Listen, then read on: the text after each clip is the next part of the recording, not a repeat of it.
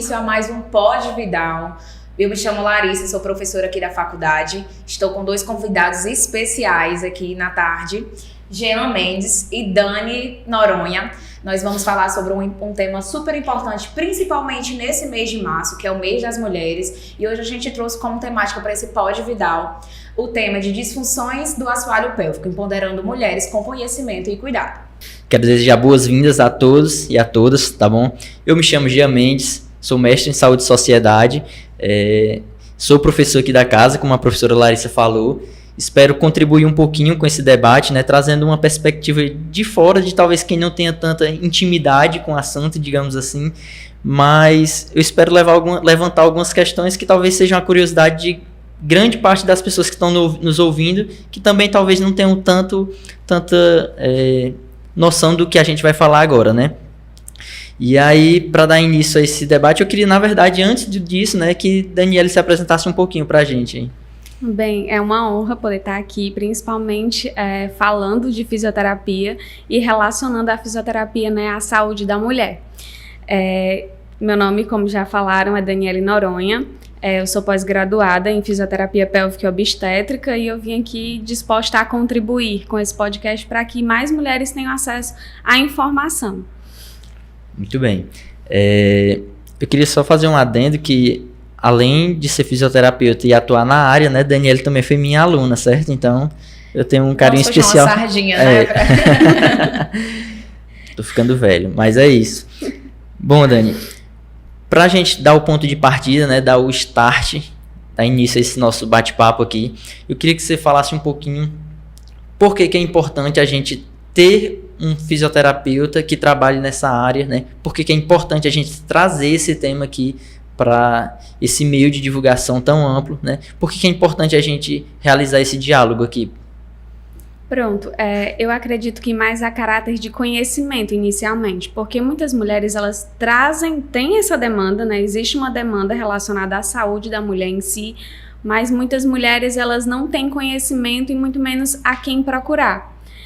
Nesse período de início, né, de acompanhamento de profissional mesmo, eu tirei um tempinho e fui até algumas classes médicas, principalmente ginecologistas, onde alguns falaram que não conheciam a área, e eu achei super importante eu tirar esse tempo e também apresentá-los, porque mediante eles têm esse conhecimento, né, que existe essa área de atuação, principalmente no interior, porque é mais próximo, né, da realidade das capitais, eles podem trazer essa demanda e tirar muita gente, né, da fila de espera para um centro cirúrgico, né, o que seria ultimamente mais indicado. Mas não, a fisioterapia ela é capaz de abranger essa demanda e sim, é uma primeira linha de tratamento. Temos muitos estudos respaldados onde fala, né, da importância da fisioterapia tanto na atuação preventiva quanto no tratamento. Dani, aproveitando esse gancho, né, falando sobre o conhecimento dos profissionais, quão menos dos pacientes, né? Se os profissionais que são da área não têm esse conhecimento sobre a fisioterapia pélvica, a fisioterapia, né, na área de saúde da mulher, imagina os pacientes, né? Ainda mais nesse interior, que muita coisa ainda é nova. E aí eu já inicio a pergunta para você. Você acha que a falta de procura dos serviços, ela é oriunda da falta de conhecimento dos pacientes que existe esse tratamento ou também tem aquela parcela de tabu, por se tratar de disfunções de cunho íntimo, que às vezes intimida, que às vezes, né, retrai o paciente? Você acha que a falta da procura se atribui realmente à falta do conhecimento ou a esse tabu que os próprios pacientes criam entre si? Bem, eu acredito que está voltado às duas realidades. Quando se não conhece, não há como procurar. E muitas vezes a pessoa se acomoda, né? Vem um comodismo voltado a essa realidade. E muitas das vezes um grande tabu é, digamos, minha mãe teve, então é normal que eu tenha. Então, diante dessa realidade, a gente lida com isso também. E também a questão da vergonha. Muitas das vezes as mulheres não nos procuram por vergonha, né? Principalmente essa questão do íntimo. Então, eu revelar o meu íntimo para você é uma coisa que às vezes pode me constranger. Então, eu não vou me dispor àquela realidade se isso vai me causar algum mal. não se preocupa em si com o benefício, né? Mas sim com esse primeiro passo. Verdade. Quando a gente fala assim, disfunção do assoalho pélvico, né? Talvez pra gente que tem um pouco mais de contato com essas nomenclaturas fique mais simples. Mas quando a gente fala de disfunção, de modo geral, a gente tá falando de algo disfuncional, fora da função, né? E aí, do assoalho pélvico, a gente tá falando da região pélvica, da região íntima da mulher, né? E aí, para tornar assim mais visível para quem está em casa, o que seriam essas disfunções? Quais são as principais queixas? O que são os casos mais comuns que podem surgir? As sintomatologias que as mulheres podem vir a apresentar, que talvez seja interessante elas buscarem algum tipo de ajuda? Pronto. Perda urinária, seja ela em forma de gota, jato, então qualquer tipo de perda urinária, ela não é normal, já é uma coisa que já parte de uma coisa não funcional. Dor genitopélvica, né, que é a dor relacionada tanto à questão de penetração, né, tanto à questão sexual, como muitas vezes a vulvodinha, né, a questão do toque, que ela engloba todas essas questões de dores pélvicas. Também a questão de perda por flatos, né, que muitas das mulheres durante a relação sexual elas têm essa perda, mas é uma coisa que a gente pode também pontuar, né, isso seria realmente questão de avaliar de que forma está sendo essa perda, mas eu acredito que a grande questão da vez é a perda urinária mesmo. A gente fala de perda urinária, né, e é comum a gente ouvir de outras pessoas, né, chorei de rir, né, chorei de rir, fiz xixi nas calças de tanto que eu ri de tal situação, e a gente vê nesses ditados populares que a gente normaliza o que é anormal. E você, como fisioterapeuta pélvica, consegue identificar quando a mulher ela deve procurar um serviço, quando a gente deve achar que foi uma situação isolada e quando a gente pode considerar uma situação normal dentro do cotidiano, ou não existe uma normalidade quando se fala de perda urinária? Eu acredito que toda perda, ela tem que ser avaliada, sabe? Toda perda, ela tem que ser investigada, porque não é normal, digamos, dentro de tais episódios, foi uma vez perdida, digamos, há um ano atrás, né? Mas há uma questão em si que precisa realmente ser avaliada, de que forma aconteceu a perda, o período, se são perdas frequentes, de que forma realmente aconteceu, foi não conseguir chegar ao banheiro, né? São fatos que elas contam pra gente e a gente dentro do tratamento tenta englobar toda essa questão que elas nos trazem. Legal, pode ficar à vontade.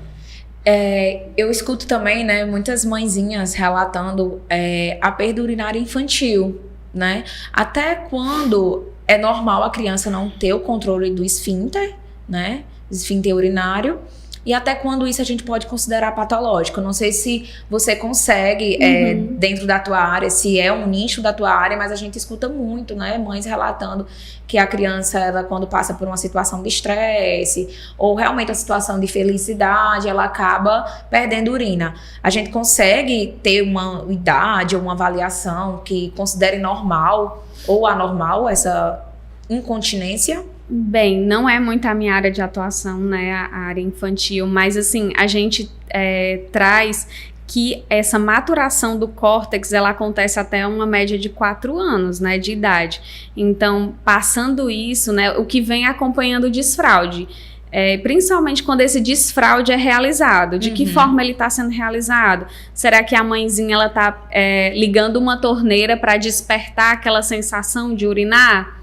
Né? Então, muitas das pessoas elas crescem com esse estímulo, né? Tem gente que para fazer xixi precisa ligar uma torneira de um banheiro. Até adulto, né? Então, são Até uns vícios. Adulto. São uns vícios que eles são despertados nesse desfraude mal feito, né?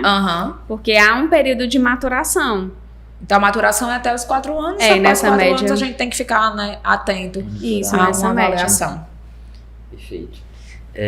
A gente falou um pouquinho sobre tabu, sobre a questão da insegurança, né, da mulher em buscar esse tipo de atendimento e claro que tudo isso passa pela desinformação, né, pela falta de educação em saúde, que a gente sabe que é algo que realmente é precário em muitas áreas, né? Em muitos nichos da saúde, muitas especialidades, ainda mais em uma especialidade nova, se a gente pensar na fisioterapia. A fisioterapia por si só Já é uma profissão muito nova, verdade. e a gente olhar, né? Ter esse olhar para essa área da urogineco dentro da fisioterapia, ela se torna ainda mais recente, né? E aí eu acredito que também uma grande dúvida das mulheres em si seja de que forma acontecem esses atendimentos, né? De que forma vão acontecer essas formas de essas maneiras de se tratar, né? Quais são os recursos terapêuticos que eu vou ter acesso, que eu vou ser submetida, né?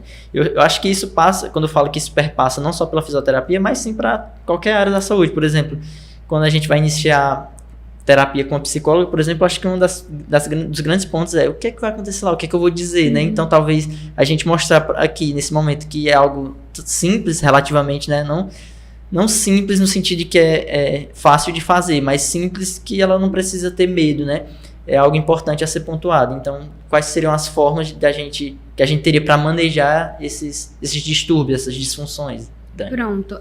A primeira parte, trago, né, a queixa, reconhecida essa queixa, a gente vê a questão comportamental, principalmente de apresentar, que muitas das mulheres não se conhecem, né?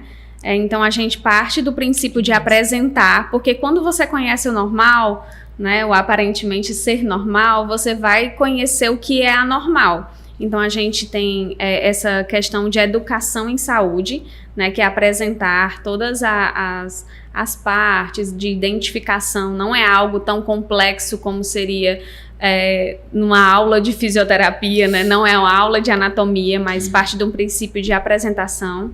Ver a questão comportamental, o que essa mulher faz, ela trabalha em quê? Será que ela passa o dia todo de cócoras? Então a gente tem que trazer um pouquinho, né, dessa realidade dela para o nosso consultório. Sobre equipamentos, a gente tem biofeedback, tanto pressórico quanto eletromiográfico. Tem algumas clínicas que dispõem dos dois. No momento eu uso só o pressórico, né, é o que traz voltado para a minha realidade, mas dentro desse biofeedback pressórico eu tenho acesso a dados relacionados a gráficos. Antes disso, de apresentar esses equipamentos, a gente faz uma avaliação, ela é um tanto invasiva, né? Então a gente vai verificar toda a área, vai verificar a questão de funcionalidade do assoalho pélvico, como está se comportando essa musculatura, será que ela tem a capacidade de relaxar, né, e de contrair? Como é que está acontecendo essa dinâmica? Será que ela está contraindo mais do que relaxando? Então, vai ser preciso esses ajustes. A gente trabalha fortalecimento do assoalho pélvico, que é o padrão ouro, né, de disfunções do assoalho pélvico. E de antemão, a gente já tem questões de cones que podem ser orientados, que são a mesma questão dos halteres, né, das academias, que são usados para fortalecimento. Então, a gente tem os cones. Ele é prescrito de acordo com a individualidade de cada paciente, não é uma coisa avulsa, onde eu chego e diga, vá lá, compre 5 cones, independente do peso. Não. Então, a questão da prescrição dos exercícios, quantas séries, né, quantas repetições, num período de quanto tempo vai ser reavaliado. Então, tudo isso é proposto, né, diante do tratamento. Equilibrar essas pressões, tanto abdominais como pélvica, porque se o abdômen está muito fortalecido e o assoalho pélvico não, então há uma pessoa que vai sofrer nessa briga e normalmente é o assoalho pélvico. Então isso é tudo administrado e passado para essa paciente. Quando a gente fala de cones, né, são cones para poder a mulher fazer exercício em casa, né? Isso, assim, faz a introdução e aí ela vai ter, de acordo com o exercício da prescrição, vai contrair, vai resistir, e aí tem uma carga. Esse cone, no caso, esse exercício ele é feito na posição tanto horizontal como vertical? Não, normalmente eles são em pés. Certo, então é antigravitacional mesmo. Contra a gravidade. Isso. Beleza, interessante. Dani, de certa forma eu tô um pouco em casa, né, porque também é a minha área de atuação. Inclusive, no meu mestrado, eu desenvolvi uma pesquisa voltada para mulheres no pós-parto, que apresentavam ou não disfunções do assoalho pélvico.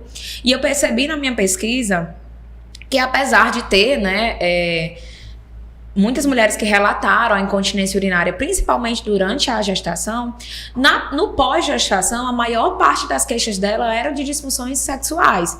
E aí, gostaria de saber de você, se você recebe muitas mulheres com essas queixas no seu consultório, ou se realmente é mais comum de incontinência urinária, se você...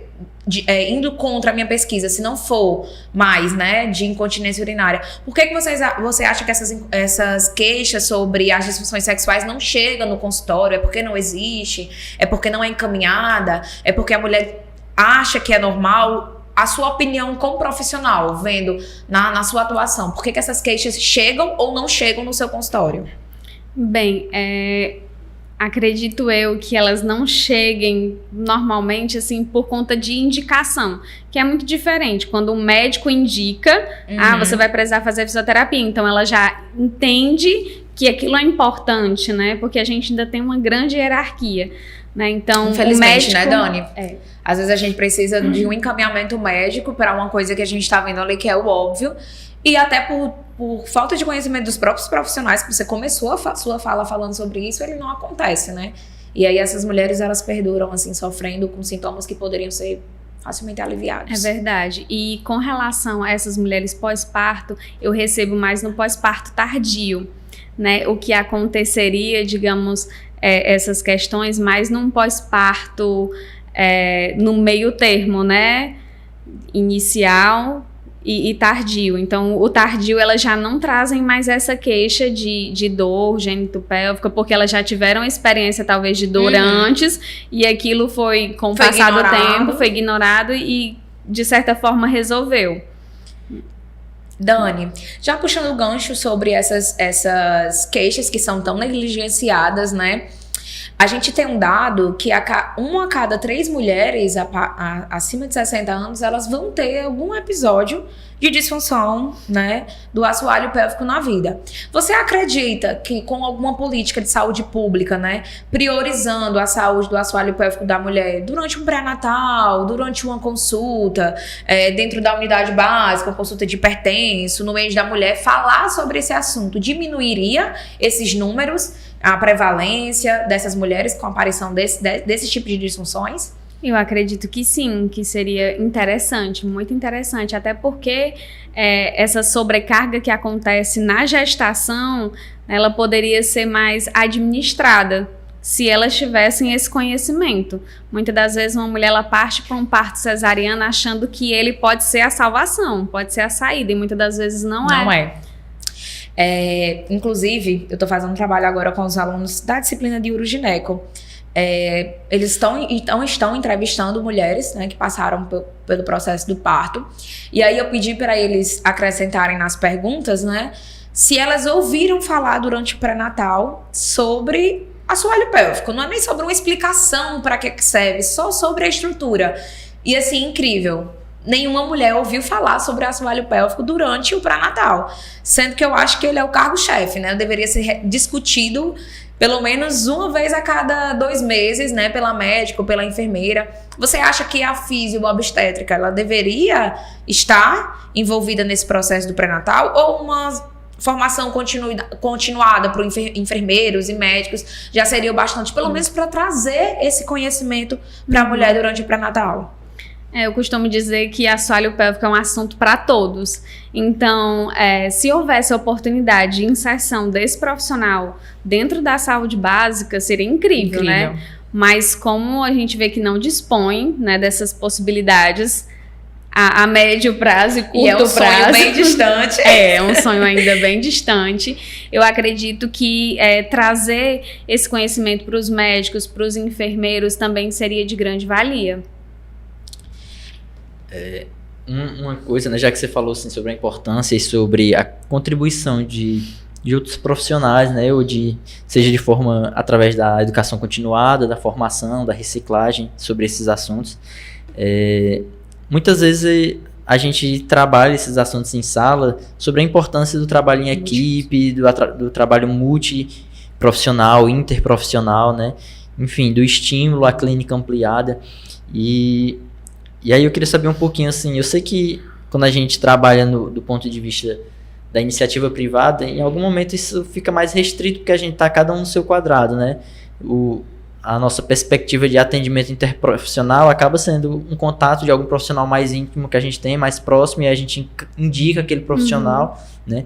Encaminha, mas não é um encaminhamento assim formal, muitas vezes, como acontece no sistema público, né? Eu vou te encaminhar para um profissional e aí você vai referenciá-lo, exato, né?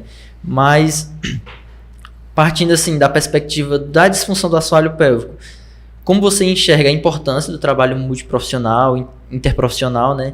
E eu queria que você respondesse, depois eu vou fazer um gancho. Na verdade, eu vou já deixar o gancho para você pincelar sobre o assunto, né? Você acha que, assim, parte dessas disfunções, desses assuntos, né? Já fazendo gancho com a saúde mental e aí com um profissional da psicologia, né? Como você enxerga ou se você vê alguma relação dessas disfunções, né? Com algumas queixas, né? De estresse emocional, por exemplo, se isso existe ou se você consegue perceber isso na clínica, né, no seu atendimento. Ficou um pouquinho grande a pergunta, mas... Mas eu acho que deu para pegar o gancho. Pronto, Jean. Com relação a essa temática, né, que você abordou agora, eu já tive casos de pacientes onde elas tiveram trauma, né, durante a infância e adolescência, de abuso, e elas hoje trazem essa questão de dor gênico-pélvica. Então, ela já, de antemão, já passou por acompanhamento psicológico, né? Como a queixa veio de uma abordagem assim, né? Traumática. Então, ela já vem de psicólogo e ela agora, recentemente, descobriu a endometriose. Então, ela... né, uma privilegiada, ela tem todos, esses profissionais, né, envolvidos. Tanto a psicóloga, como a fisioterapeuta pélvica e também a ginecologista. Então, esses profissionais, eles estão engajados. E vocês conversam entre si sobre o caso da paciente? Vocês conseguem no setor público para o particular ou ela faz todo o tratamento no setor particular? Não, ela faz todo o tratamento particular. Então, às vezes, a gente tem esse confronto, né, de não ter esse contato direto. Né? Porque através do público a gente tem a referência e a contra-referência, né? E a gente consegue ter um diálogo mais reto sobre a paciente. Muitas das vezes eu faço relatório, né, de como a paciente ela se encontra no momento e encaminho para o médico, né? E ele me dá esse retorno. Eu sem dúvidas, assim, eu não tenho cacife nenhum para falar sobre trauma do ponto de vista psicológico, né? Não sei, assim, de forma específica como os traumas na infância eles vão repercutir, né? Mas, assim, falando do ponto de vista... Porque todo mundo vive aqui sobre um fator de risco eminente que é o estresse. Todo mundo tem uma rotina, assim, estressante. Claro que vão ter dias que a gente consegue reduzir um pouco a carga, enfim... Chega o final de semana, a gente tira o pé do acelerador, né? E se diverte um pouco. Às vezes nem desliga. Às vezes fica ligado no 320. Mas assim, o estresse emocional, ele é de fato um fator de risco para muitas condições que vão ser disfuncionais de modo geral. E aí, não falando especificamente no trauma ou de questões da infância, mas no dia a dia, você percebe que essas condições, elas também refletem sobre as disfunções do assoalho pélvico? Quando se relaciona dor, né? Sim, eu acredito sim que essas questões elas tenham esse envolvimento. Porque a dor ela é algo bem subjetivo, né? Então, e quando se trata de comportamento, esse meio externo ele influencia demais. Então, muitas das vezes a relação, né, matrimonial ela influencia. Questões voltadas à dinâmica familiar mesmo, ela tem esse poder de influenciar, mas isso aí estudos já falam, né, mas isso é uma opinião minha, né, eu entendo que isso tem sim uma grande influência. Sim. Inclusive, eu fiz essa pergunta justamente atravessando, né, mentalmente aqui, atravessando o assunto dor, né, e aí, porque isso era o que eu queria abordar agora. Quando a gente fala em dor, sem dúvidas, na fisioterapia de modo geral, principalmente na traumatortopedia, é algo que sempre vai chegar como queixa principal, a dor, né? Talvez não seja o caso da fisioterapia uroginecológica. Mas, como você já trouxe no discurso, muitos pacientes chegam com essa queixa da dor. E aí, existe alguma forma específica de avaliar a dor, algum instrumento específico para avaliar, ou é mais através do discurso dela, assim, dor durante a relação sexual, dor durante ou se a gente consegue avaliar de uma forma generalista, tipo a EVA, né? Escala de dor. A gente utiliza a EVA também na área ou utiliza outro instrumento avaliativo para dor? Utiliza. A gente também tem um questionário que ele é aplicado ao tipo de dor e a gente também utiliza esse questionário, né, que é validado. Você falou sobre a mulher ela ter consciência, né? Que um dos principais pontos, né, durante a sua avaliação, a sua abordagem com a mulher é ter essa linha educacional com ela. E durante o mestrado, né, a gente pesquisa, lê bastante, né? E eu li um estudo que ele comparava uma mulher que teve um grupo, né? Tinha a orientação sobre ter a conscientização do que é o assoalho pélvico. Primeiro, elas eram ensinadas a contrair, depois elas eram ensinadas a relaxar, e aí elas viam através do biofeedback o eletrodozinho, né, subindo e ele descendo para ela ter noção de quando ela estava contraindo, quando ela estava relaxando. E mulheres que foram instruídas a fazer os exercícios perineais, né, que é uma das condutas, sem realizar essa conscientização. E aí, só fomentando o que você falou, é incrível a diferença entre os dois. Quando a mulher ela sabe a estrutura que ela tá utilizando, para que ela tá utilizando, para que aquilo serve, ela teve 66, alguma coisa das mulheres elas melhoraram em comparação ao outro grupo, né? E aí você citou algumas intervenções de, por exemplo, fortalecimento, né? Mas e a conscientização da musculatura do assoalho pélvico? Hoje, assim, que tipo de instrumentos você utiliza para conscientizar, além do biofeedback que eu citei aqui? Manual, né? A palpação manual, porque não é o toque. O toque ele é de caráter médico, então a gente usa a palpação. Então, de certo modo, que ela reconhece essa estrutura, a gente já vai dando comandos para ela, né, que vão despertar essa consciência. Muitas das mulheres vêm com a questão do pompoarismo, né? Sim, o nosso maior vilão. Não, mas eu já faço fisiopélvica, eu faço pompoarismo, eu vi no YouTube, isso. Tipo isso, né? Você quer morrer? Esses dias eu tava no lugar e o meu esposo, ele comentou que eu trabalhava na fisioterapia e ela disse, qual a sua área? Eu falei, né, eu sou fisioterapeuta pélvica. Ela disse, sim, e você trabalha com pompoarismo? Aí você deu aquele respirada, né? E fala. Aí eu disse, tá bom, que eu tenho uma guerra pra enfrentar agora. Peraí que eu vou me armar. Mas falou meu réu primário. Então eu tive que explicar tudo aquilo pra ela. E era uma profissional de saúde, mas não era, né, da nossa área, mas era uma profissional. Eu sei que a gente vem falando muito sobre o tabu, mas você já chegou a ter uma paciente, eu falo isso porque eu já tive, que lhe procurou e falou assim, eu quero fazer porque eu quero melhorar a minha potência sexual. Desempenho. Meu desempenho, né? Você já chegou a ter esse tipo de paciente? Eu já cheguei a ter umas 3. Sim. E é muito interessante, porque a gente vê, né, na mulher, antes da patologia chegar, antes de uma condição se instalar, porque realmente elas não tinham problemas, realmente eles não tinham, mas era uma coisa que ela queria potencializar. Assim, antes da Dani responder, né, já partindo do fator curiosidade, já chegou alguém e é possível, assim, melhorar esse desempenho, né? Talvez quem esteja em casa ficou curioso também, né? Se você quer melhorar o desempenho, Dani, deixa eu te contar. Bem, a questão objetiva foi realmente melhorar o desempenho por conta da lubrificação, né? Então, que inclusive é uma disfunção, né, Dani? É uma disfunção. E ela dizia, é que eu faço isso, e trabalha, né, assoalho pélvico. Um dos pontos foi de atividade foi o pilates, aí eu realizo yoga, e eu sei que trabalho o assoalho pélvico, mas assim, eu já deixo aqui dito que nenhuma atividade, né, ela age de forma específica no assoalho pélvico, a não ser a fisioterapia pélvica. Então, há toda uma avaliação, há toda uma abordagem que ela é diferente. Nada impede de você ativar, né, de forma específica o assoalho pélvico durante uma atividade. Isso é até benéfico. Mas nenhuma atividade sozinha ela é capaz de trabalhar o assoalho pélvico como a fisioterapia pélvica. Mas sim, há essa possibilidade da gente poder desenvolver essa potência. Então vamos deixar aqui o contato da profissional, né, Gê? Ei, Dani, foi até bom você falar sobre isso, né? Sobre o Pilates, sobre o yoga. Porque existem pessoas que acham que uma atividade física substitui a outra.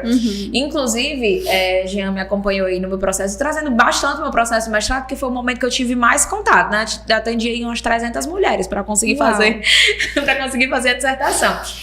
E justamente o meu projeto, né, a minha dissertação era comparar mulheres que faziam o Pilates com a ativação da musculatura do assoalho pélvico e mulheres que faziam só a ativação da musculatura do assoalho pélvico. Elas faziam o mesmo exercício de ativação, só que em posturas, princípios, tempos diferentes. E não houve diferença entre uma e outra, né? Para a questão da saúde do assoalho pélvico. Então a gente consegue ver que se o assoalho pélvico ele for trabalhado de uma forma isolada ou com outra atividade, né? Se for feito equiparadamente o mesmo exercício A e o mesmo exercício A nos dois grupos, a gente vai ter o mesmo resultado. Então, se você quer melhorar a saúde do assoalho pélvico, você tem que trabalhar o assoalho pélvico propriamente dito. E aí quem tá no Pilates vai conseguir fazer isso se tiver um treino, né? Se tiver uma consciência, se tiver um preparo anterior. E se for voltado para isso, né? Porque nada adianta você dizer, vamos lá, vamos contrair o assoalho pélvico, se você não tem esse pressuposto. Será realmente que ela tá contraindo o assoalho pélvico de forma específica? Será que ela sabe o que é assoalho pélvico, né? Será que ela tem conscientização sobre essa musculatura? É bastante importante a gente falar sobre isso.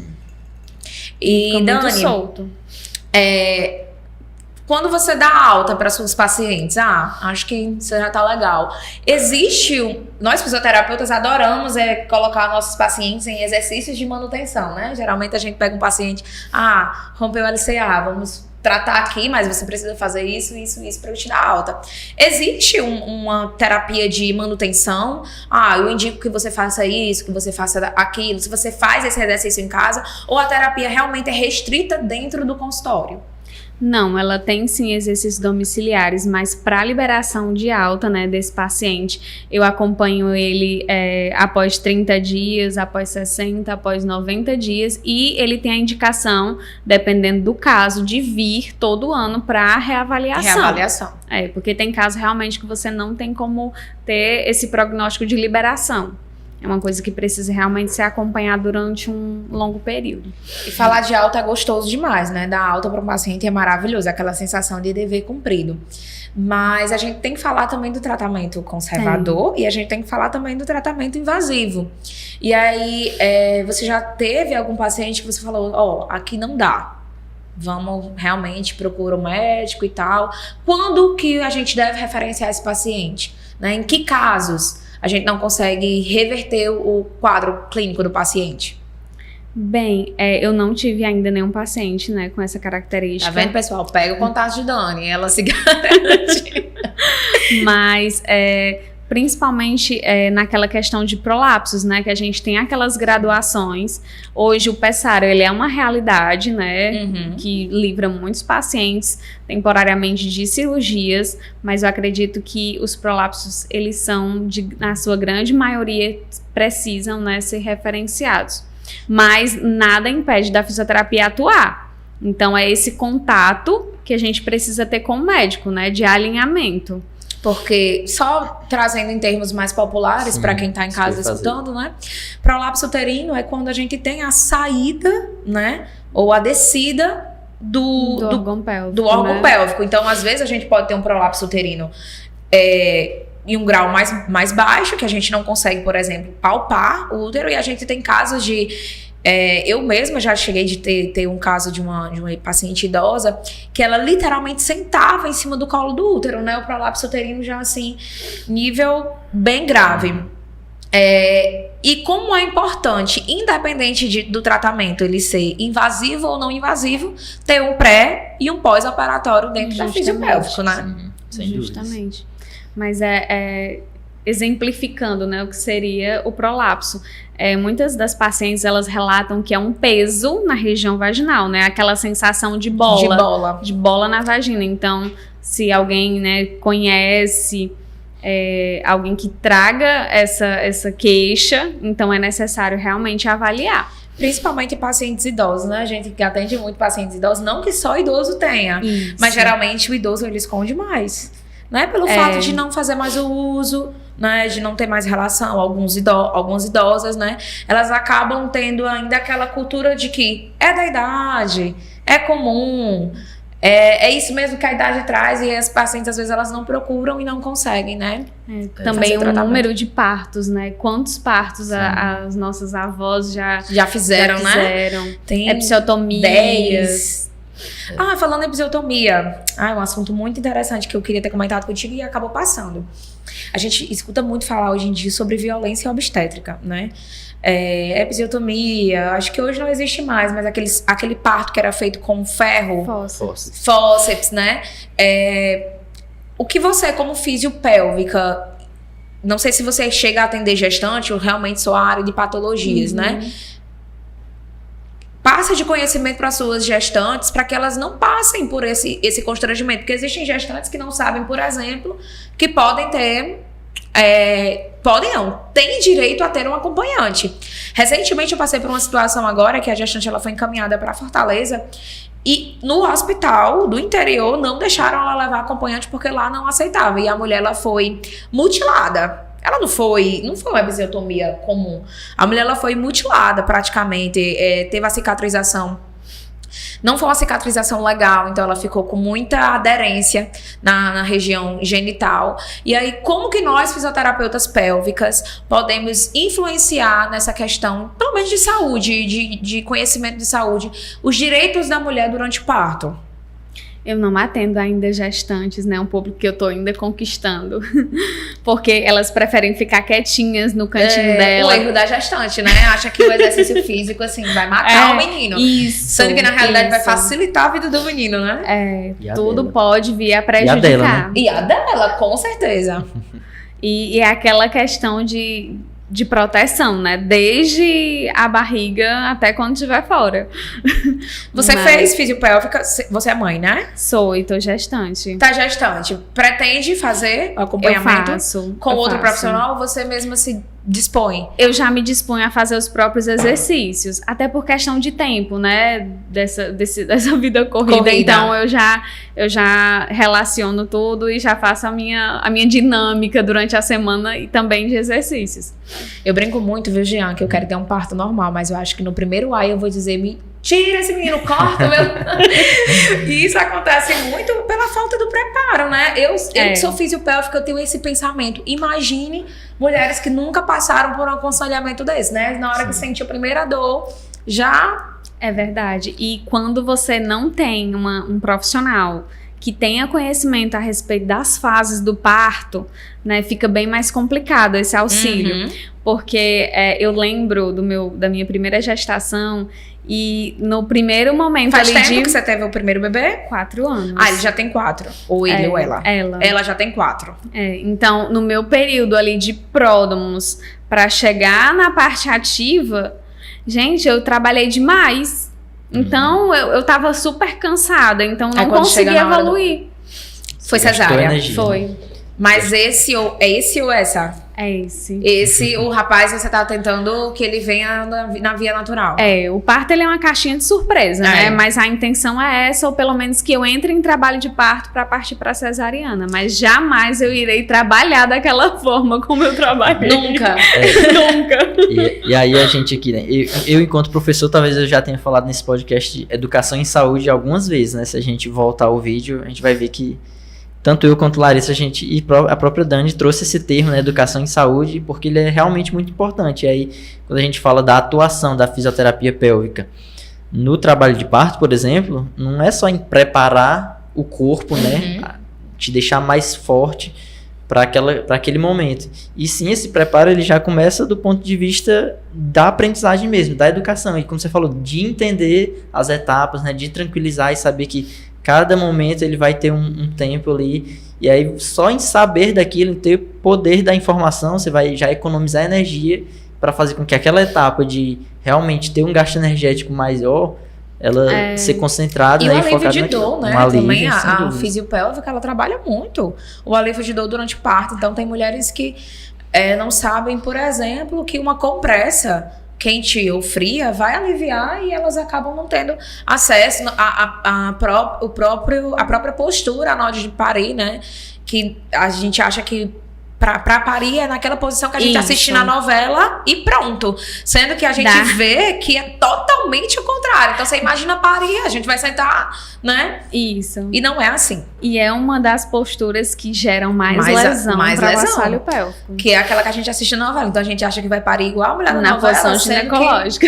Totalmente o contrário, Deu né? um grito, a criança já nasceu. Não. Era tão bom se fosse assim, né, Dani? Eu acho que eu já tinha uns 3. Mas, gente, falando em parto normal e parto cesáreo, aproveitando que nós estamos em março, mês da mulher, a gente vê muito nas redes sociais, né? As redes sociais, uma terra aqui, entre aspas, sem lei, que muitas mulheres julgam outras mulheres pelo parto ter sido normal. Então, pelo fato de ter sido cesáreo, eu sou menos mãe, pelo fato de ser normal, você é mais mãe. Você percebe uma diferença nessas disfunções em mulheres que pariram de parto normal e cesáreo? Depende muito, sabe? Principalmente quando o parto ele é vaginal, né? Quando é um parto normal, depende do período, né? Que teve esse período de trabalho ativo. Uhum. Então, são coisas que a gente tem que ir ponderando. Se foi um parto onde teve uma laceração, né, superior, uma laceração de 3 a 4 graus, então vai depender bastante. Né? Mas assim, a gente sabe que a cesárea ela tem muita mais contras, né, com relação à disfunção, principalmente quando relaciona a diástase abdominal, porque são vários tecidos que ali são cortados e principalmente músculo, então tem uma predisposição maior a ter uma diástase patológica. E, consequentemente, ele não isola, né, a questão de ter alguma disfunção do assoalho pélvico. Ele não é protetivo. Então, não é pelo fato da mulher ter tido um parto cesáreo que ela está livre das disfunções do assoalho pélvico. Então, não existe essa história de ser mais mãe ou menos mãe, né? Não. E acabem esse embate.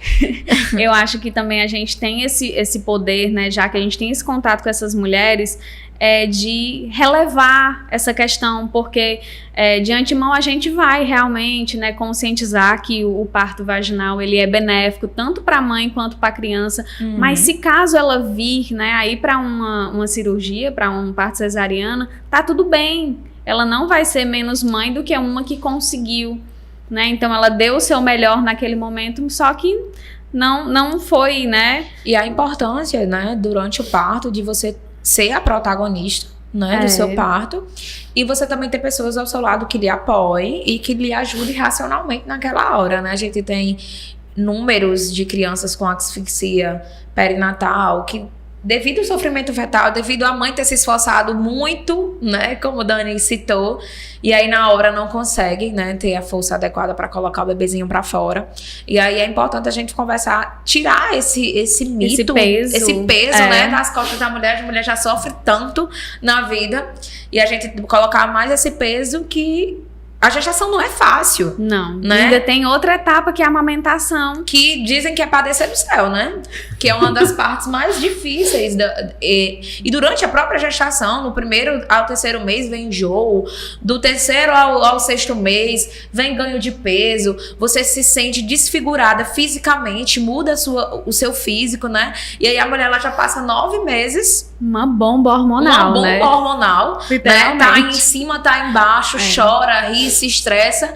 E aí, quando chega na hora do parto, ainda passa por esse estresse. E muitas vezes, um estresse que parte dela mesma, da autocobrança. Né? Muitas não entendem. Nossa, esse era para ser o meu período de êxtase, é o melhor momento da minha vida, a melhor fase. E eu tô com essa tristeza, né?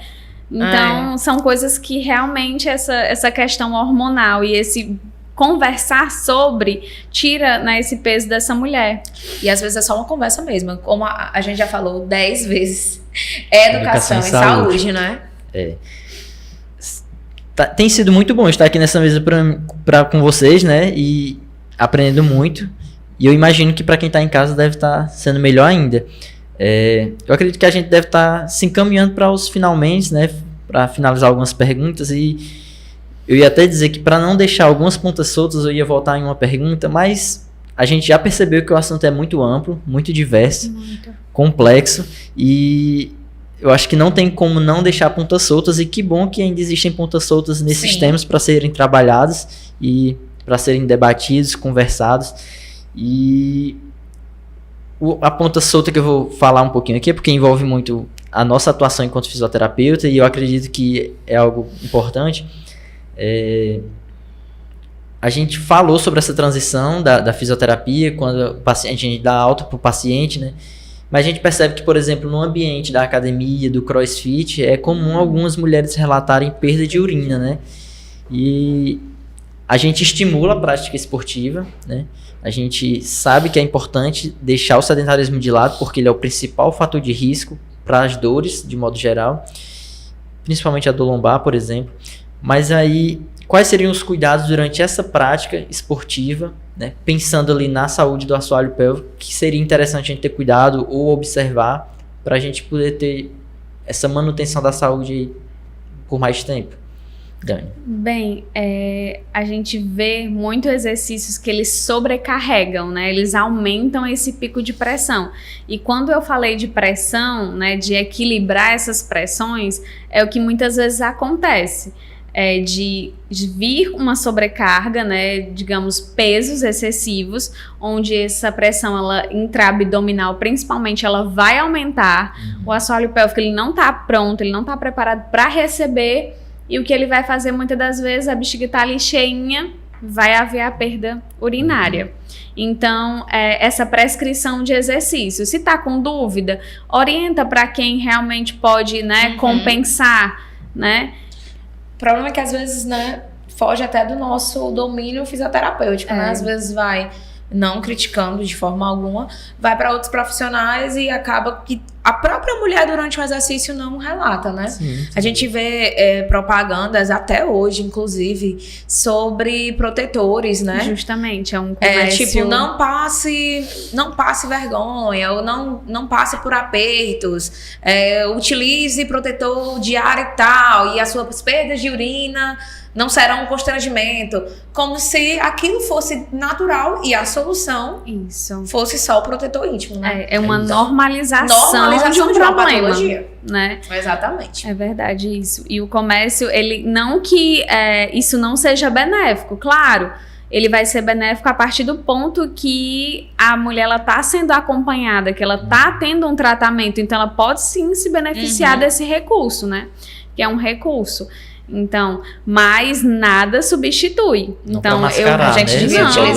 devia utilizar protetor só para fazer o pé de teste e tudo certo, né, Dani? Era, justamente. O pé de teste é um dos tipos de avaliação que a gente faz. A gente pesa o protetor, né? Vê qual é o peso dele, aí pede pra mulher usar. Durante e aí dia, depois a né? gente vê qual que tá o peso para ver quantificar, né, a perda de urina. Então, acho que o protetor devia servir só pra isso.